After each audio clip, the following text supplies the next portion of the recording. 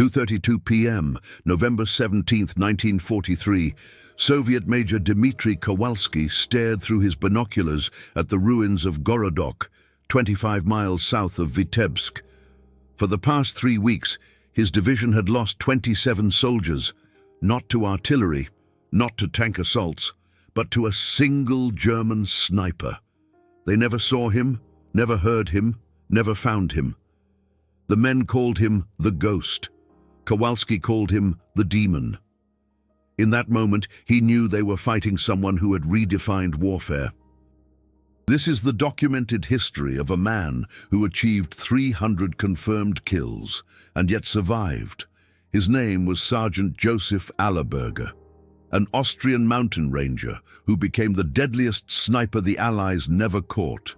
His file resides today in the Austrian State Archives. His war diaries have been preserved. His surviving opponents recounted his story with a mixture of fear and respect. Joseph was born on December 3, 1924, in a small village in the Austrian Alps. His father was a hunter. Joseph learned to shoot at the age of 8. By 12, he could hit a deer at 300 meters. At 17, he was drafted into the German army and assigned to the 3rd Mountain Division. Sniper training lasted 6 months. Of 240 candidates, only 23 passed. Joseph was the best in his class. The Tölt Sniper School was brutal. The instructors, all veterans of the Eastern Front, didn't just train shooting. They trained patience, camouflage, weather reading, ballistics, psychology. Joseph learned to remain motionless in position for 3 days. He learned to control his heartbeat to stabilize his breathing. He learned to calculate wind, humidity, and temperature in split seconds.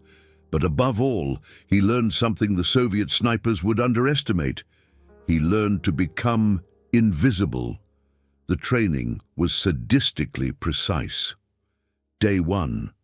16 hours lying in damp grass without moving. Instructors walked among the recruits, searching for signs of discomfort. Anyone who moved was eliminated. Of 240 candidates, 187 remained on the first day. Day 3. Camouflage. The recruits had to hide in open terrain while instructors searched with binoculars. Anyone seen was eliminated. Joseph buried himself under mud and grass. The instructors walked within 10 feet of him. They didn't see him. Day 7. The first shooting. But not like normal soldiers. The recruits had to shoot after 3 hours without moving. Their muscles were cramped, their hands were shaking, their eyes were tired. Nevertheless, they had to hit a target at 300 meters. Joseph hit it in the center. The instructor, Staff Sergeant Hans Krieger, a veteran with 118 confirmed kills, saw the result and nodded. He said nothing, but Joseph knew he had passed. Day 15. Psychology. The recruits had to observe a target through binoculars for 12 hours. The target was a dummy 400 meters away, dressed like a Soviet officer. At the end of the 12 hours, the recruits had to describe: how often did the target move? Which direction? What habits did it have? Joseph noted 47 movements, described each direction, identified patterns. Other recruits noted 10, 15, 20. Krieger looked at Joseph's notes and said, "You will survive." The last 2 weeks of training were practical exercises in the field. The recruits were sent into the Bavarian forest. Their task: find instructors and simulate a shot without being detected.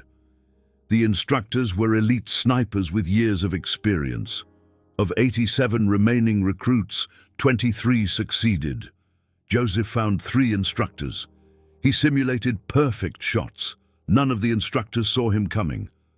Staff Sergeant Krieger wrote in Joseph's graduation report, "Recruit Allerberger shows extraordinary talent. Patience above average. Camouflage outstanding. Shooting ability excellent. Recommendation: immediate front-line deployment, Eastern Front." On June 12, 1943, Joseph reached the Eastern Front. His unit was assigned to the 144th Mountain Ranger Regiment, stationed near Neville, Russia. The situation was desperate. The Soviets were pushing west. The German lines were thin. Every company was understaffed. But Joseph had a rifle, a scope, and unlimited opportunity. His first kill came on June 18, 1943, at 6:47 a.m. A Soviet lieutenant, preparing his troops for an attack, stood on a small hill 420 meters away. Joseph had been in position since 4 a.m., buried under grass and mud. He breathed slowly. His heart rate was 52 beats per minute. The temperature was 12 degrees Celsius.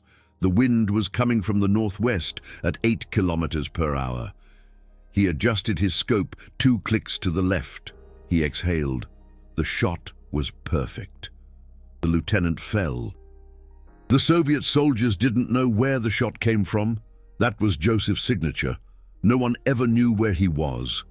In the next 3 months, between June and August 1943, his unit confirmed 87 kills. The Soviets began to take countermeasures. They sent their own snipers. Joseph killed 4 of them. They tried to bombard his position with artillery. Joseph was already gone. They put bounties on his head. Joseph learned about it through intercepted radio transmissions and laughed. One of those 4 Soviet snipers deserves his own story. His name was Sergeant Nikolai Volkov, a veteran with 73 confirmed kills. Volkov was sent to Neville on July 23, 1943, with a single task: find and eliminate the German ghost. Volkov spent 5 days studying the area. He identified 12 possible sniper positions. He set up false targets to provoke Joseph. Joseph didn't fall for it. On the 6th day, July 28, 1943, at 5:43 p.m., Volkov made a mistake. He moved from one position to another during twilight. Twilight, that 30 minutes between day and night, when the light is deceptive, when shadows grow long, when the human eye struggles to judge distances. Joseph saw the movement, a shadow moving too quickly. He zoomed in with his scope. Volkov wasn't wearing a standard Soviet uniform. He was wearing a camouflage suit, similar to the German one. That was Joseph's confirmation. A sniper. Joseph waited. Volkov reached his new position and began scanning the area through his own scope. Joseph waited another 17 minutes. Then, as Volkov turned his head to look left, Joseph fired.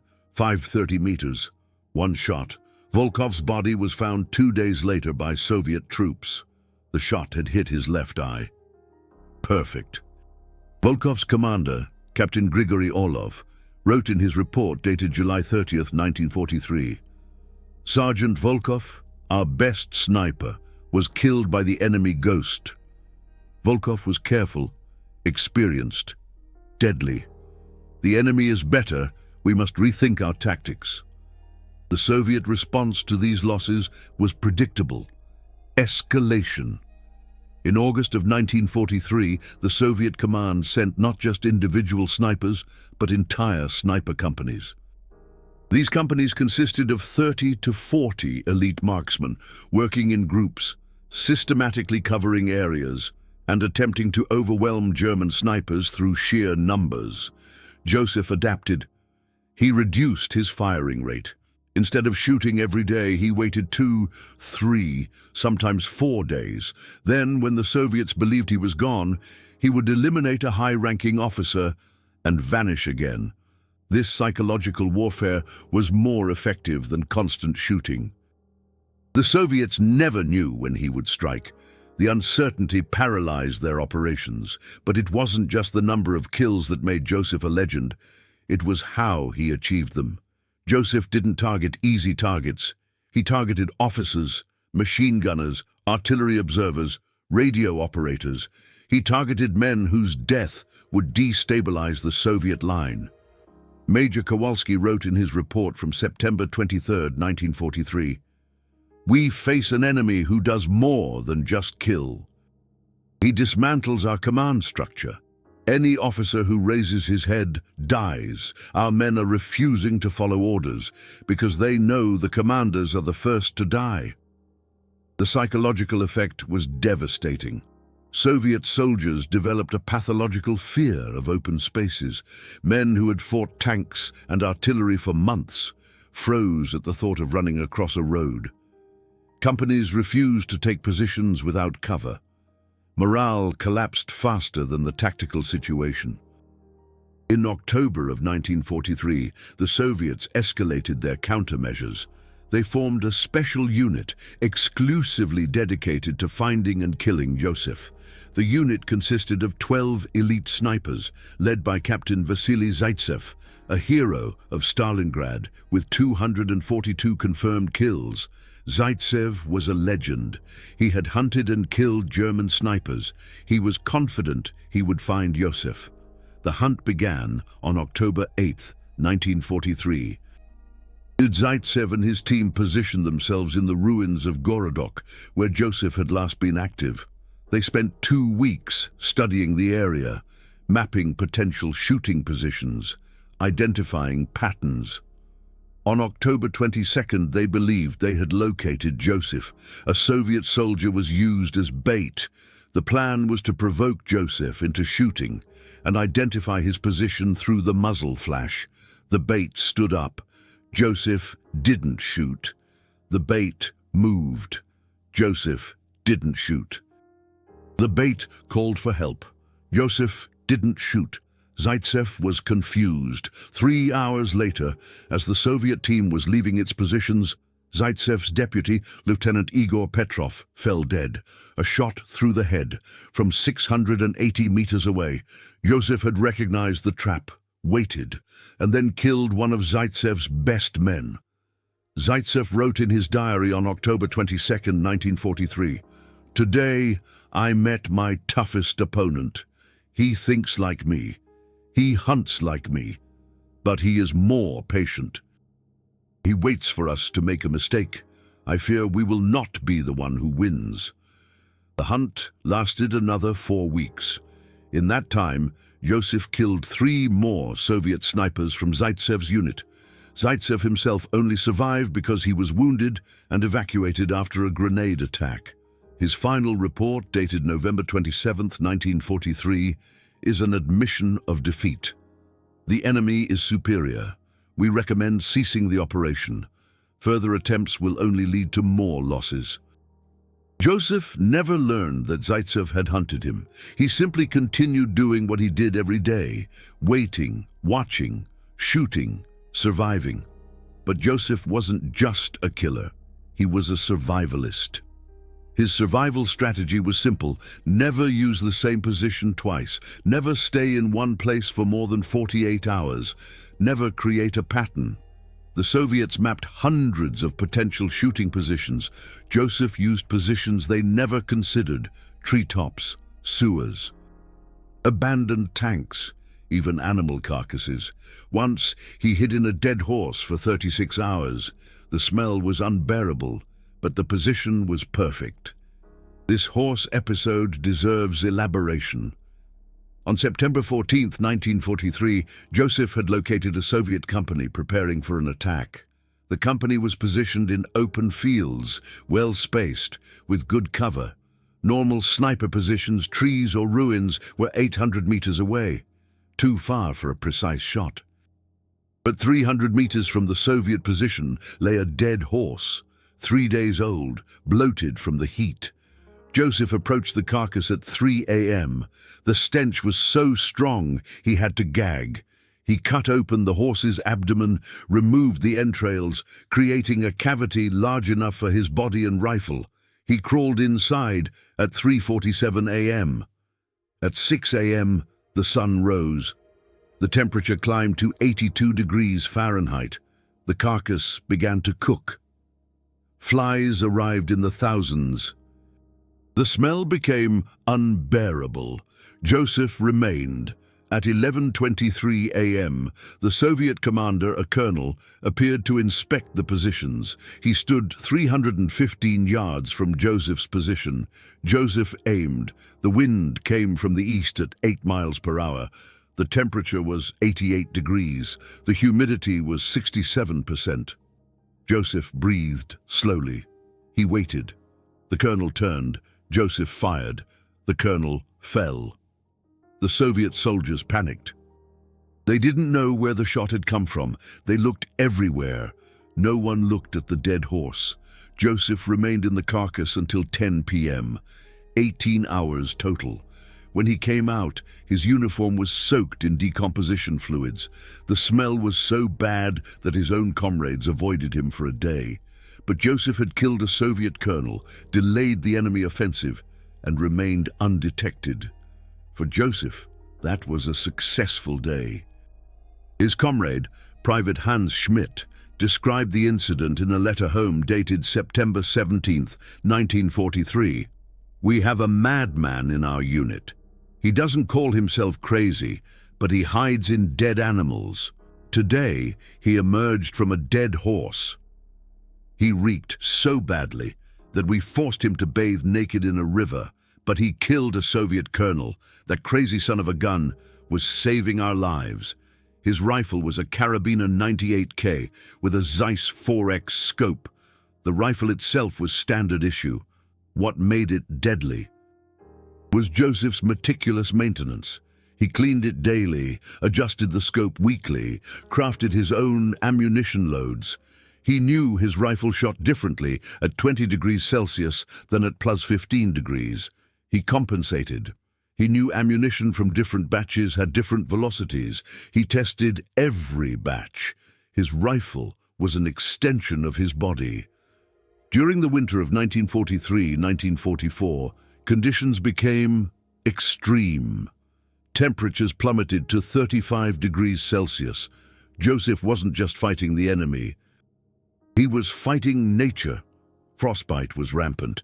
Men were dying from hypothermia right in their trenches. Joseph survived because he came from the Alps. He knew how to burrow into the snow.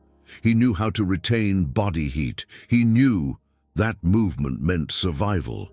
The Eastern Front winter was an additional enemy. On January 18, 1944, the temperature reached a bone-chilling 38 degrees Celsius. Joseph had been lying in a snow position since 4 a.m. Waiting for a Soviet officer transport. He was wearing 7 layers of clothing, underwear, 2 shirts, a sweater, a wool jacket, a winter coat, and over all of that, a white camouflage smock. His hands were wrapped in wool. His feet were encased in 3 pairs of socks. Still, after 4 hours, he couldn't feel his toes. At 12:17 p.m., the transport arrived, a Soviet jeep carrying 3 officers. Joseph had to decide, shoot now and risk his fingers being too cold for precision, or wait and risk the target disappearing. He decided to shoot. He pulled his right hand out of his glove. The cold bit into his skin instantly. He placed his hand on the trigger. His fingers were stiff. He forced them to move. He aimed at the middle officer, a major. Distance, 410 meters. Wind, 15 kilometers per hour from the left. Temperature, 38 degrees. His breath froze in the air. He had to hold his breath, or the vapor would reveal his position. He fired. The major fell. The other 2 officers jumped out of the jeep. Joseph reloaded. His fingers barely obeyed. He fired again. The second officer fell, the third ran. Joseph ignored him. 2 kills were enough. More would risk exposing his position. He began to crawl. His movements were agonizingly slow. His muscles were frozen solid. He crawled 200 meters through the snow, found an abandoned bunker ruin, and spent the next 3 hours massaging his fingers and toes, trying to restore circulation. That evening, Joseph returned to his unit. The medic, Lance Corporal William Koch, examined him and diagnosed mild frostbite on 3 toes. Koch bandaged the toes and said, "You're insane! Nobody lies in the snow at 38 degrees. Joseph replied, "I killed 2 Soviet officers. That's not insane. That's duty." This episode showcases not only Joseph's skill, but his mental fortitude. Normal people would have given up after 4 hours at 38 degrees and crawled back to the safety of their unit. Joseph stayed for 8 hours. That kind of endurance was superhuman. That winter, Joseph reached a significant milestone. On February 14th, 1944, at 11:23 a.m., his unit confirmed his 200th kill. A Soviet colonel, 520 meters away, inspecting his troops for an offensive. The shot was recorded in the regimental war diary. Sergeant Allerberger, 200th confirmed kill, exceptional achievement, recommended for the Knight's Cross. Joseph received the Knight's Cross on April 2nd, 1944. The ceremony took place behind the lines. The division commander, General Ferdinand Schörner, a hard man who rarely smiled, shook Joseph's hand and said, "You are the reason our line is holding. You are the reason the enemy is afraid. Keep it up. Germany needs men like you." Joseph replied, "I am doing my duty, General, for my comrades." That was Joseph's motivation, not ideology, not glory, his comrades, the men he ate with, slept with, fought with. Every Soviet soldier he killed was a German soldier who survived. Every officer he eliminated was an attack that failed. Every machine gunner he took out was a dozen lives saved. Joseph didn't see himself as a murderer. He saw himself as a protector, but the Eastern Front was a meat grinder. The Soviets continued to push westward. The German lines were breaking in multiple locations. Joseph's division was encircled several times, fought its way out, was encircled again. In these battles, Joseph played a different role. He became a scout, a reconnaissance asset, the man who observed and reported Soviet movements. His ability to be invisible saved his unit from annihilation on multiple occasions. In the summer of 1944, Joseph reached his 300th confirmed kill. The exact date is debated. Joseph's own diary mentions the number on July 17, 1944. But the official regimental war diary records the 300th kill on July 23, 1944. The discrepancy is insignificant.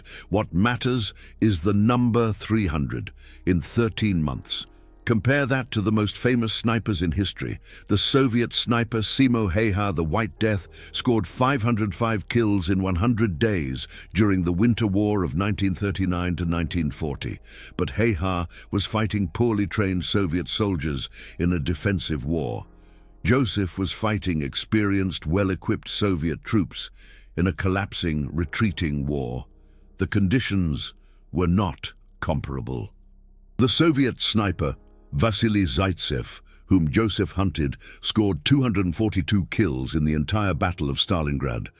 But Zaitsev was a propaganda figure. His numbers were partially inflated.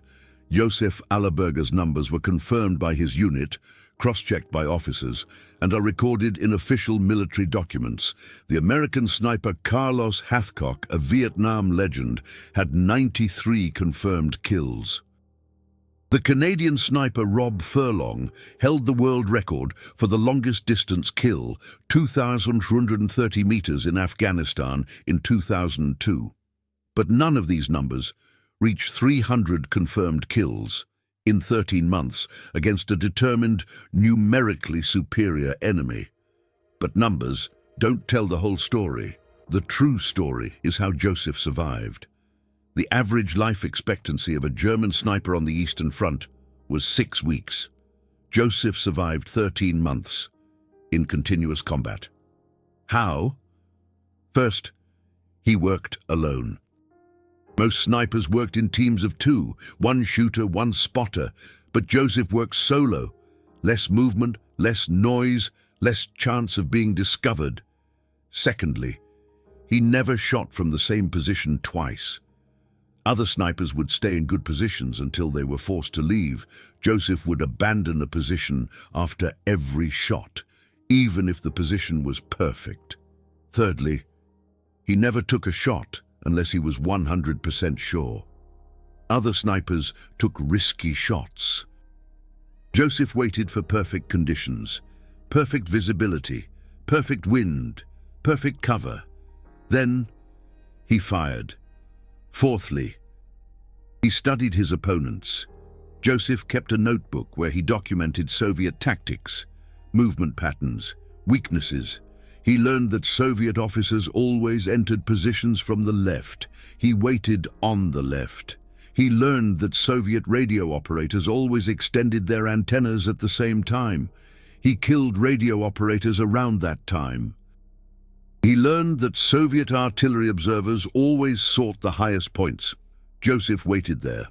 Fifthly, he was humble. Joseph never boasted. He didn't tell stories in the mess hall. He didn't keep a diary with dramatic entries. He simply did his job and lived another day. In August 1944, the Great Soviet Offensive began. Operation Bagration had annihilated the German Army Group Center. Joseph's division retreated westward. The retreat was chaotic. Units were cut off, destroyed, overrun. Joseph fought as an infantryman, as a scout, as a sniper. His role changed daily. On August 28, 1944, Joseph's company was encircled in a forest near Raseiniai, Lithuania. Soviet tanks blocked all escape routes. The company had two options: surrender or die. Captain Walter Braun, the company commander, decided on a third option. He sent Joseph to find an escape route. Joseph left the position at 10 p.m. He moved through Soviet lines, invisible, silent. He crawled 3 kilometers through enemy territory. He identified a gap between two Soviet units. He returned at 4 a.m. and led the company through the gap. 127 men escaped, 0 casualties. Captain Braun wrote in his report, "Sergeant Allerberger saved the company today. His ability to be invisible is superhuman." In September 1944, Joseph reached Germany. The retreat was over. The defense began. Joseph was assigned to the 3rd Mountain Division in the Carpathian Mountains. The Soviet armies were pushing towards Hungary and Austria. Joseph fought until April 1945. His last confirmed kill was on April 8, 1945. A Soviet officer, 390 meters away. Joseph wrote in his diary, "Number 257, I am tired, I want to go home." Why 257 and not 300? Because between July 1944 and April 1945, Joseph could no longer officially report his kills. The command structure had collapsed. The bureaucracy no longer existed, but comrades who survived estimated that Joseph had killed at least another 43 Soviet soldiers during that time. The total, 300. On May 8, 1945, the war in Europe ended. Joseph was 20 years old. He had fought for 13 months on the Eastern Front. He had killed 300 men. He had survived. Joseph was captured by American troops. The Americans didn't know who he was. His unit had destroyed all records. Joseph never mentioned his kills. He was treated as an ordinary soldier, sent to a prisoner of war camp, and released in October 1945. Joseph returned to Austria. He married in 1947. He worked as a forester in the Austrian Alps. He had 4 children. He never spoke about the war. His wife didn't know what he had done. His children didn't know who he had been. It wasn't until the 1980s, when military historians examined documents from East Germany and the Soviet Union, that Joseph's story became known. His name appeared in Soviet reports as the ghost, the demon, the invisible enemy. German archives confirmed his 257 officially recorded kills. Eyewitnesses confirmed the additional 43. The historians agreed. Joseph Allerberger was one of the deadliest snipers in history. In 1996, Joseph was interviewed by an Austrian journalist. The journalist asked, "How do you feel about having killed 300 men?" Joseph replied, "I feel nothing. It was war. They would have killed me. I killed them first. That is all." The journalist asked, "Do you regret anything?" Joseph replied, "I regret that the war existed. I do not regret that I survived. My comrades survived because of me. That is enough. Joseph Allerberger died on March 3, 2010, at the age of 85, at his home in the Austrian Alps. Few attended his funeral. The newspapers barely mentioned his death, but military historians know. He was one of the greatest snipers who ever lived. The Soviet soldiers who survived told a different story. Major Kowalski, the man who called Joseph the Demon, survived the war and became a teacher in Moscow.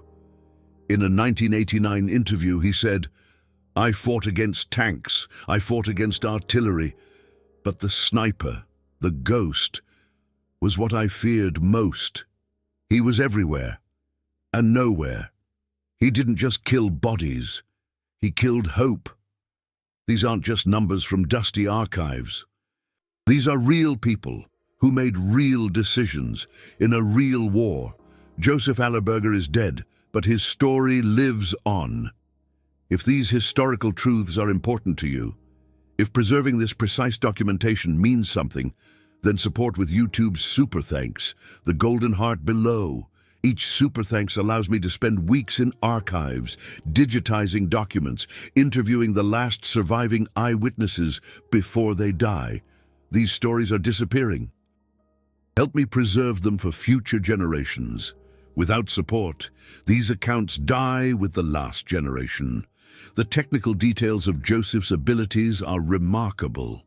Modern snipers train for years. Joseph trained for 6 months and reached a level that is considered elite today. His longest documented distance was 680 meters.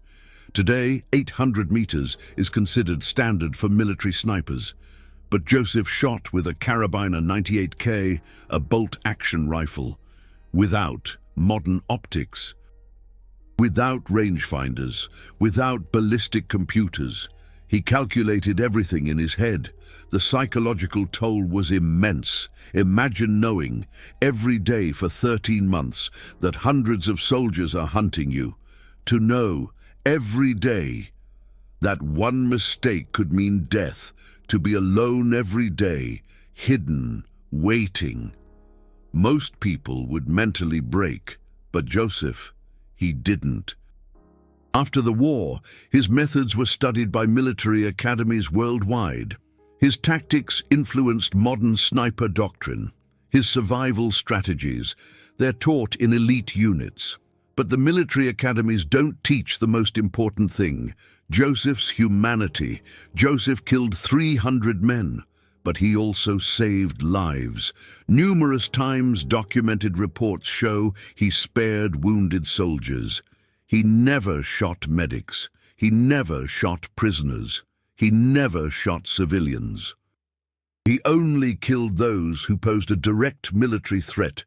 In a war defined by atrocities, Joseph maintained a moral compass. His legacy is complicated. To some, he's a hero. To others, he's a murderer. To historians, he's a case study in extreme military efficiency. But for Joseph himself, he was just a soldier trying to survive and protect his comrades. The Soviets tried to capture him 3 times. Once, in December of 1943, they surrounded an area where they were certain Joseph was hiding. They searched every building, every tree, every trench. Joseph, he was in a sewer. He remained underwater for 18 hours, using only a hollow reed to breathe. The Soviets eventually left. Joseph climbed out, found a new position, and the next day killed the Soviet officer who had led the search. That's the legend. That's the truth. Joseph Allerberger, the man 300 families never saw again. The man who saved hundreds of German soldiers by killing hundreds of Soviet soldiers. The man who survived when no one expected him to.